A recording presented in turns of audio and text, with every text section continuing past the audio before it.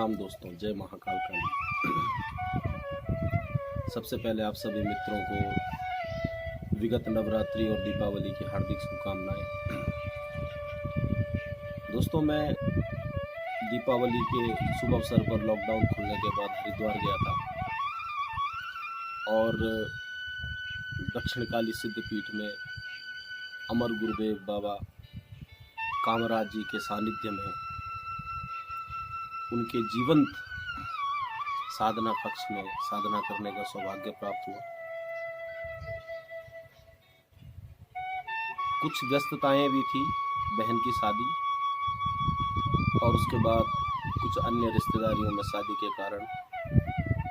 और पानी में बार बार नदी में नहाने के कारण अस्वस्थता का सामना भी करना पड़ा, जिस कारण से मुझे फीवर और कफ कोल्ड जो है हो गया, जिस कारण से काफ़ी दिनों तक मैं लाइव भी नहीं आ पाया और यूट्यूब पे भी नहीं आ पाया। दोस्तों,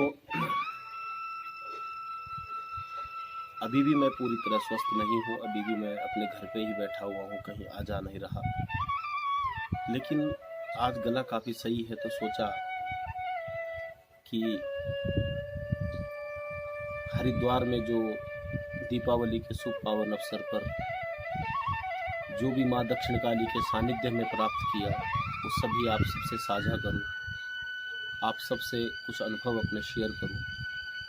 इसलिए सोचा कि आज YouTube पर एक वीडियो बनाऊं। तो स्वागत है आपका मेरे YouTube चैनल दिव्य दुर्गा तंत्र पीठ में। मैं मनोज नौटियाल आप सभी का जो एक बार पुनः अभिनंदन करता हूं। दोस्तों, वैसे तो हर वर्ष दीपावली के अवसर पर मैं कुछ न कुछ साधना विषयक जो है शोध करता रहता हूँ, लेकिन इस बार क्योंकि कोरोना की वजह से काफ़ी लंबे समय तक जो है हरिद्वार जाना नहीं हुआ। इस बार जाने के बाद कुछ व्यस्तताएं बढ़ गई थी, कुछ यजमान लोगों के कार्य भी थे जो करने आवश्यक थे, लेकिन उसके साथ साथ क्योंकि मैंने हमेशा कहा है कि मैं खुद एक आध्यात्मिक जिज्ञासु हूँ, एक यात्री हूँ, तो इस यात्रा में मैं कुछ न कुछ सीखने का प्रयास आप सभी के साथ करता रहता हूँ। दोस्तों, वैसे तो आज YouTube पे और सोशल मीडिया पे बहुत सारी साधनाएं और बहुत सारे जो है तंत्र संबंधी प्रयोग बताए जाते हैं, जिनको करने के लिए बहुत सारे निर्देश, साधना विधियां और देश काल वातावरण की आवश्यकता होती है, जो कि हर कोई आसानी से नहीं कर पाता है। लेकिन इस बार वहीं हरिद्वार में दक्षिणकाली मठ के निकट पे जो है एक बाबा है, जिनको मिर्ची बाबा कहते हैं। वो इसलिए क्योंकि बाबा को जो है भोजन में मिर्चियाँ बहुत पसंद है, यहाँ तक कि वो मिर्चियों का सूप तक पीते हैं। भगवान राम और हनुमान जी के बड़े अच्छे उपासक हैं, तो उनके सानिध्य में भी मैं 2-3 दिन रहा, उनसे भी जो है सीखने को बहुत कुछ मिला। तो मैंने उनसे प्रश्न किया कि बाबा, सामान्य जनमानस के लिए, सामान्य गृहस्थ के लिए कोई साधन कर्म आप बताएं कि जो बड़ी आसानी से सिद्ध भी हो जाए और जिसको करने से किसी प्रकार का कोई दुष्प्रभाव जीवन में ना आए। तो बाबा ने स्नेहवश और प्रेमवश भगवान हनुमान जी और रामचंद्र जी की कृपा से मुझे कहा कि बेटा, एक सामान्य ग्रस्त को जो सबसे आसान और शीघ्र सिद्धिदायक जो मंत्र है वह है प्रणव का जाप। प्रणव यानी ओमकार का जाप। उन्होंने कहा कि ओमकार कोई सामान्य जो है शब्द नहीं है, ये अखिल ब्रह्मांड के जो तरंगों से जो ध्वनि उत्पन्न हो रही है, जो सतत की इस ब्रह्मांड में गतिमान इस ब्रह्मांड में जो है सतत जो ध्वनि निकल रही है, वो हमारे मनुष्यों के द्वारा जो है रिकॉर्ड किया गया और ओम प्रणव का जो है हमारे ऋषि मुनियों ने जो है हमें ज्ञान दिया, उसका उच्चारण दिया। तो फिर मैंने बाबा से पूछा कि बाबा, इस साधना को कैसे कैसे करना है, तो ज़रा कुछ विस्तार से बताएं और कुछ ऐसा बताएं कि जिससे जो है सभी को शीघ्रता से जो है इसका फल मिले। तो बाबा ने कहा कि बीज मंत्र और प्रणव जो कि ओम मंत्र है, इनका जो मुख्य जो साधना विधान है वो यही है कि इनका उच्चारण बहुत ही शुद्ध, स्पष्ट और निरंतर करते रहना चाहिए। यानी कि जब आप अपना पूजा, ध्यान, जाप इत्यादि करते हैं तब तो करें ही करें, इसके अलावा उठते बैठते जब आप एकांत में हैं तो भी आप मानसिक रूप से जो है ओम मंत्र का जाप कर सकते हैं। ओम बेसिकली जो है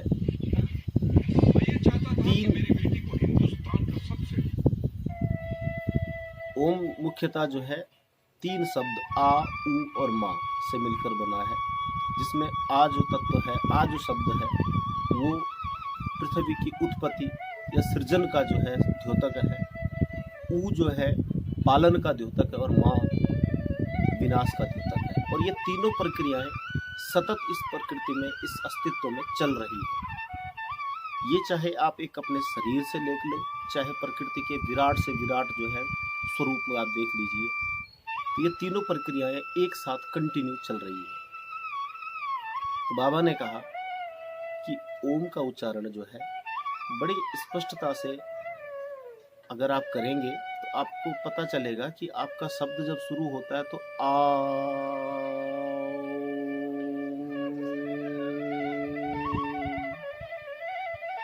इस तरह से, यानी कि